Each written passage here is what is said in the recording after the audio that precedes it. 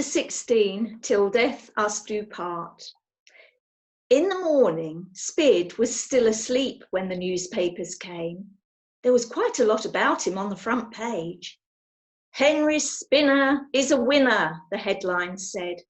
But then they went on to describe Spid as Henry's pet spider. And Henry knew that Spid would not care about that. Spid slept all day and only woke up for the 6 o'clock news. "Is there anything about me?" he asked, crawling onto Henry's knee. There was. There was a scene from the school playground with all the children and their parents and a tradesman and the headmaster all watching Spid spinning the giant web. "Young Henry had a bright idea," said the announcer. "He founded a sponsorship for his pet spider, who, under Henry's direction, spun a giant cobweb on the walls of the school, sponsored by about 200 of Henry's friends. The splendid sum of £350 was made by Henry for the Royal Society for the Prevention of Cruelty to Animals." "Isn't that lovely?" said Auntie Bloss, who was spending the evening with the Pratts. Spid did his elastic band act. He lay on Henry's knees, with every leg twisted underneath him, looking as dead as an autumn leaf, and not nearly so attractive. "It's ever so good of Henry," said Auntie Bloss, taking no notice of him. Presently Henry carried Spid, still crumpled up, to his bedroom and gave him some supper. Spid refused either to eat or to speak to him. "It isn't my fault," said Henry bitterly. "I told them it was your idea and that you were my friend. I can't help it if they get it all wrong." "What did the newspapers say?" Spid asked, opening one eye. "Much the same."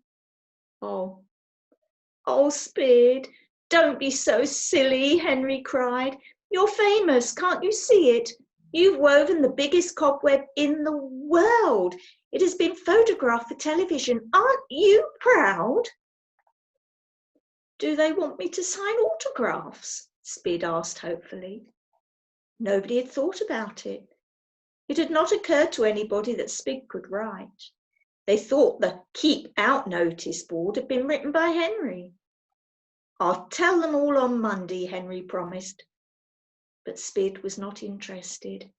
"It's too late," he said crossly. "All that work for nothing. All day long, so hot, all my legs aching, and even Grandpa didn't believe in me." "He gave £5 to the fund," Henry reminded him. "And just look how much money you made for the animals." "It's not for the animals," Spid snapped. "It's to stop people being cruel to them. And if they've got to be cruel to me to stop people being cruel to the animals, then I don't think it was a good idea after all.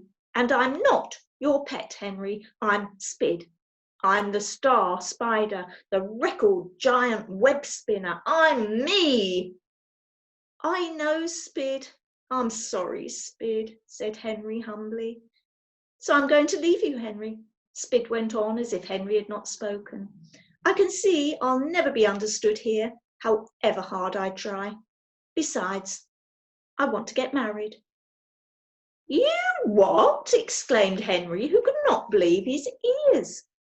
"Well, what's wrong with that?" asked Spid crossly. "Everybody gets married at some time or another. Grandpa did, your parents did, Mrs. Gridley did. Auntie Bloss didn't, but that's her affair. You will get married yourself sooner or later." "Much later," said Henry, horrified. "But have you got a bride?" "No, of course not," snapped Spid.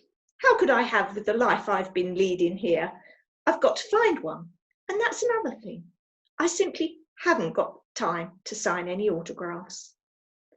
"But where will you find a wife?" asked Henry. "I thought you would help me," Spid said, with a more agreeable note in his voice. "After all, you can take me to places, museums and places like that." "Museums?" exclaimed Henry, very pleased to know he was not to lose Spid immediately. "Do you want that kind of a wife then? An jewel. No, I don't, said Spid.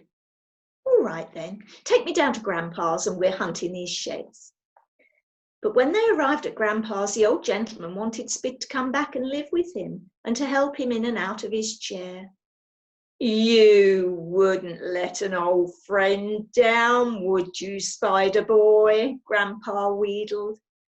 No, I wouldn't, Spid agreed. Only you see, I'm going to be married. Married? Cried Grandpa. He was just as shocked as Henry. Who are you getting married to, I'd like to know? Spid is looking for a wife, Henry explained. We thought we might possibly find one in your sheds, Grandpa. Help yourselves, said Grandpa in a huff. As far as I'm aware, I don't keep any spiders' wives in my outhouses, but by all means make certain. Grandpa was quite right. There were no spiders in the sheds. And although they found a few in various other places, Spid was so rude about them that in the end Henry asked him, Are you sure you really want to get married?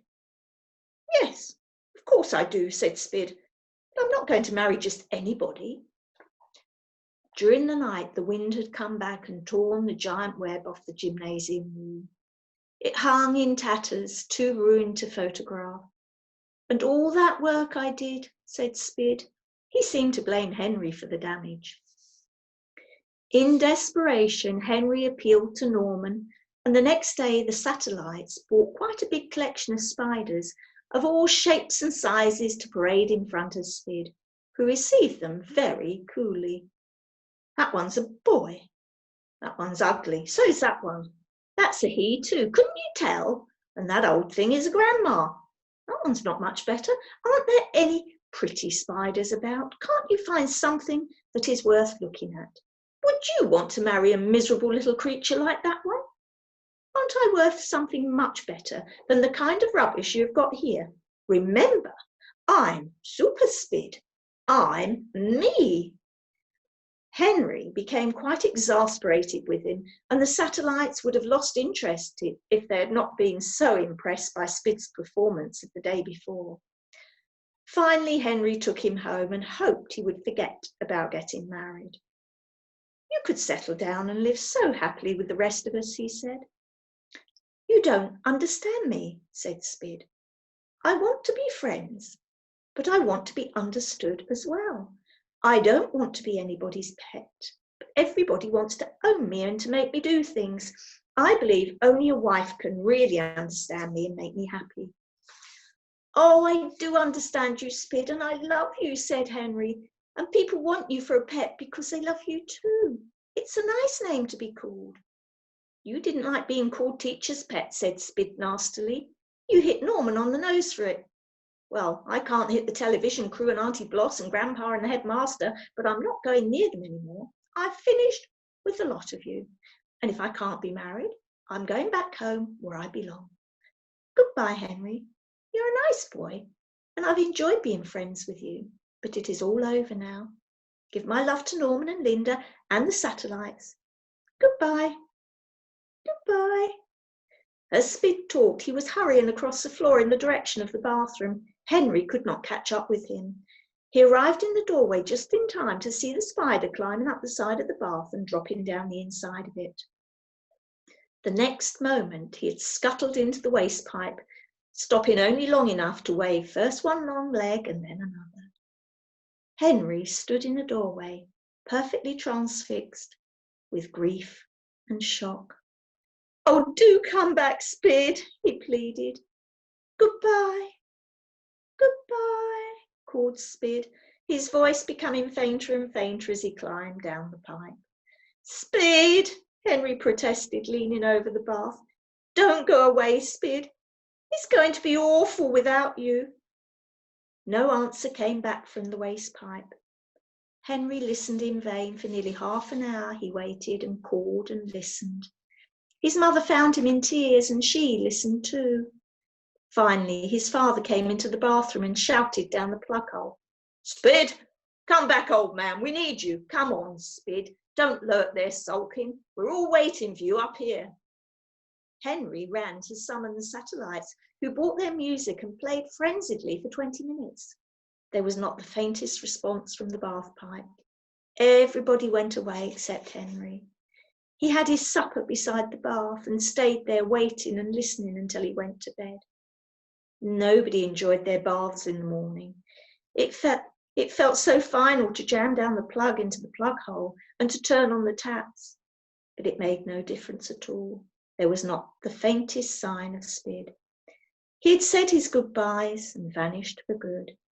Henry searched for him in all his old haunts, up and down the streets, calling down the drains, even in the park. Nobody had seen him, not Grandpa, not Auntie Bloss, not Mrs. Gridley. "I told you so," said Grandpa. "Leaves a job half done, just as I said he would. But anyway, I don't need him to help me now. I can get up by myself." Linda would have been heartbroken, only she discovered a large and furry caterpillar and was allowing it to make itself a cocoon in the best bedroom of her doll's house. It was Henry who grieved the most, and even he was prepared never to see Spid again. Then one afternoon, as he loitered out of habit in the bathroom, he heard the faintest scratching noise down the waste pipe. Henry rushed to remove the plug and slung it round the cold tap. The noise stopped. Then it began again, and Henry sat trembling with expectation on the edge of the bath, not daring to speak or move. It was a long, long way up the waste pipe, but the scratching noise went on as if the climber inside it was still climbing. As Henry watched, first one leg came out, and then another, and then another, and then another, and then another, and then another, and then another, and then another. Spid had arrived. Henry was about to rush at him and take him into his arms when the spider held up a warning leg. He turned back towards the plug hole. "Come along, my pet," Spid cooed. Out of the plug hole came a long, golden, silky leg, followed by 7 more. When all the legs were out, they were followed by the most beautiful golden body, and Henry saw before him the prettiest spider he had ever seen or imagined in the whole of his life. "My wife," Spid said proudly. "Not come to stay, you realise, just to visit. Henry, I have discovered her at last. This is my wife, and this, my pet, is Henry." And that's the end of Spid.